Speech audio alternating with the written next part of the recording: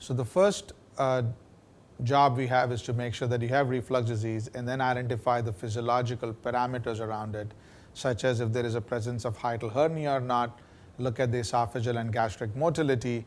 Based on these, we are able to determine whether a person would be better suited by the newer option, which is LINX, or they would be better suited by a more traditional procedure.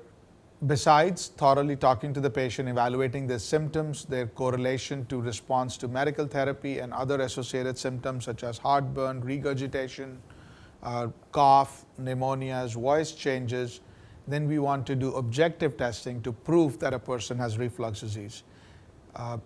We would do that either with an endoscopy, actually a combination of an endoscopy and a manometry. These beads have been manufactured in a way that they won't break down. So the breakdown can be taken in two ways. Number one, that will they lose their magnetic ability? That could be one breaking down part. So this has been tested in a mechanical device that basically separated and put them together 10,000 times every 1 hour for like 10 days in a row. So hundreds of thousands of times, and they did not lose their magnetic capacity. These are rare earth magnets, so they don't lose their magnetic capacity. The second is that would it break and spread all over the body? So each magnet is actually connected to each other separately, so there is not one string. So even if one of these strings hypothetically breaks, as it would be very difficult given that they're titanium strings, but even if one is broken down, the beads just don't spill out as you have broken a necklace and all the beads break out. Being a magnets, we are a little aware that they won't do very well with magnetic resonance imaging, which is the MRI. So at present, the FDA approves it for an MRI of one of the older versions, which is 0.7 Tesla, and those are not the current MRIs. So yes, at present, we recommend somebody who has got a LINX procedure implanted, a LINX implant in them, they do not undergo the MRI for any size, any Tesla more than 0.7. Yes, it can be removed under circumstances such as if the problem of swallowing doesn't resolve and causes too much issue, or occasionally it has been done if a person once actually absolutely needs an MRI for some reason, it has been removed, so but that's very, very uncommon. Anything that is new, insurance may have issues with it. However, it is being accepted more and more as mainstream. There are more and more publications that show that how effective it is. And yes, we have to go through a process, but most insurance companies approve it after they have been shown the evidence that it works and that you are an appropriate candidate.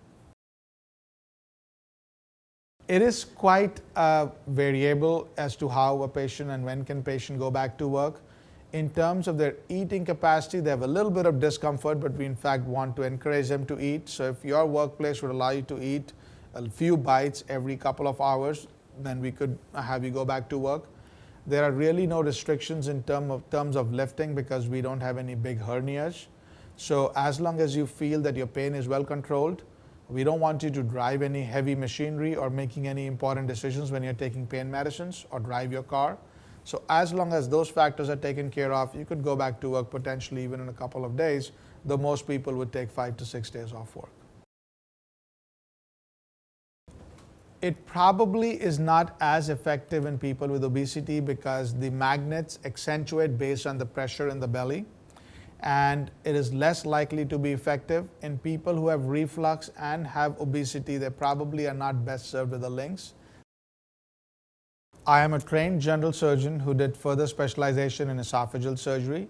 So nearly all my elective practice is related to the esophageal procedures, and I have a special interest in treating patients with reflux disease, and LINX allows us to have another tool in our box to help people with early reflux disease, which was not available to us till now. Reflux, the prevalence of reflux disease symptoms has progressively increased in our society over the last 20, 30, 40 years. Along with that has been the increase in incidence of esophageal cancer, which we now know happens in patients with increased reflux, and they are at increased risk of having cancer.